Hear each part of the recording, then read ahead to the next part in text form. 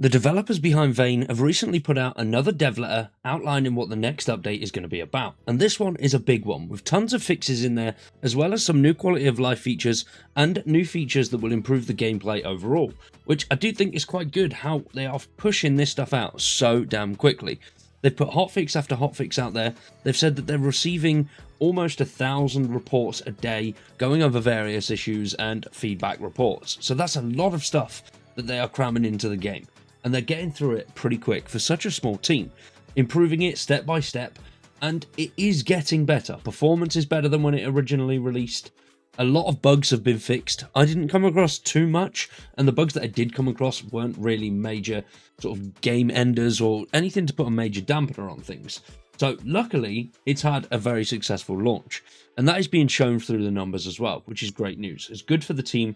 They're only a small team, and going by their dev letters and stuff, they just seem like a group of people that want to make a good game and nothing else. That's it. They're just interested in that and making sure everyone's enjoying it, which is quite cool. You don't see that too much nowadays in development teams. Someone's always trying to push something or trying to just, get out there a bit more than what they need to. They're not just trying to make their game and make it enjoyable for their players, which I like it when devs do that. And it's good. It shows through in the game as well.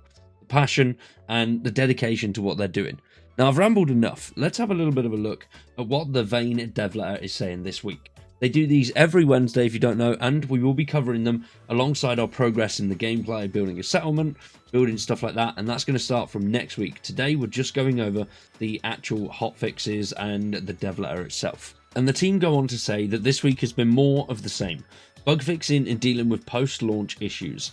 We'll be out of the woods soon, but we're just trying to balance fixing as much as we can with not spamming everyone with hotfixes. We're also trying to balance fixing bugs with working on new content.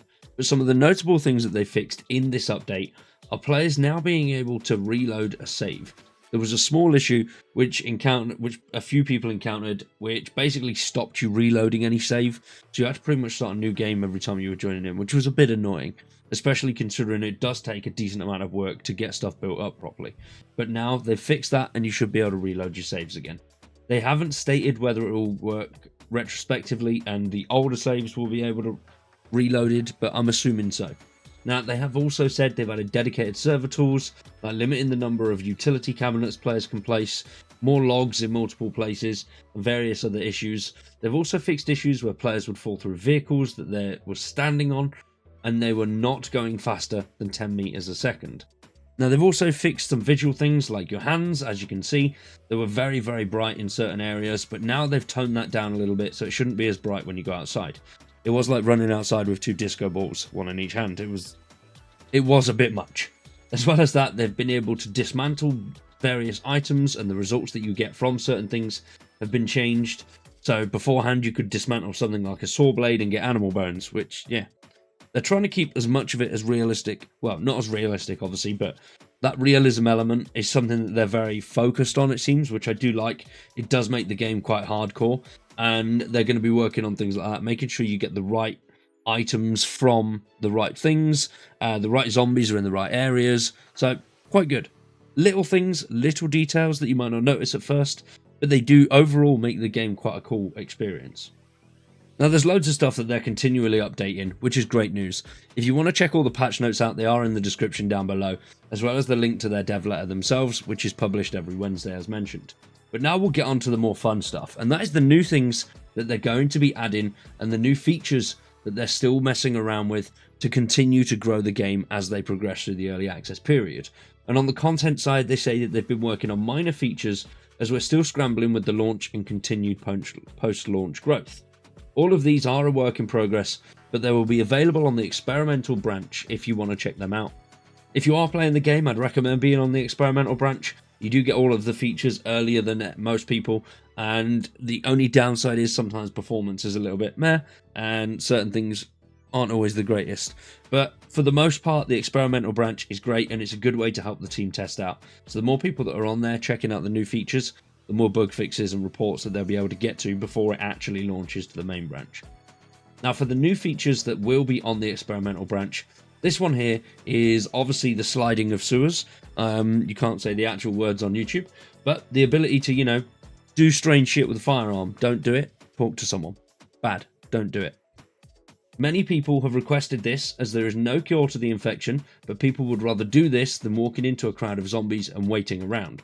We've been working on a more efficient server browser updating method for dedicated servers, and now maps, records, video discs, etc. will now go into a secure document storage.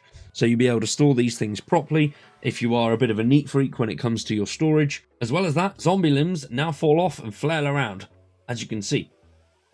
That's probably going to happen on Vane now too.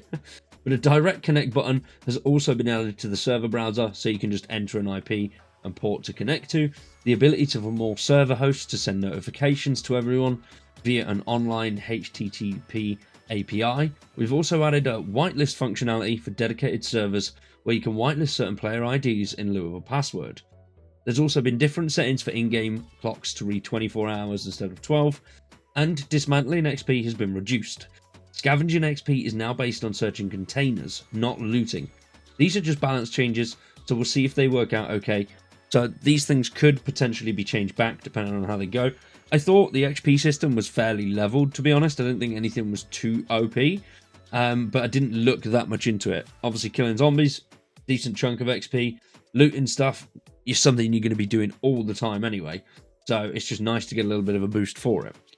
Now, as well as that, they've written an experimental algorithm for loading into multiplayer that should be a decent bit faster than the current one, but it does currently need some testing. And then there's also been experiments with little boats and bicycles. They're nowhere near ready, but they're more of a side project, and at the end of the day, after the real work's been done, they're put in pretty low priority in comparison to the other stuff that they've got to do. But still, boats and bicycles, hell yeah. Vehicles, pretty good. I can tell you for 100% certain the vehicle performance is a hell of a lot better than what it used to be. So I'm glad that that's worked out.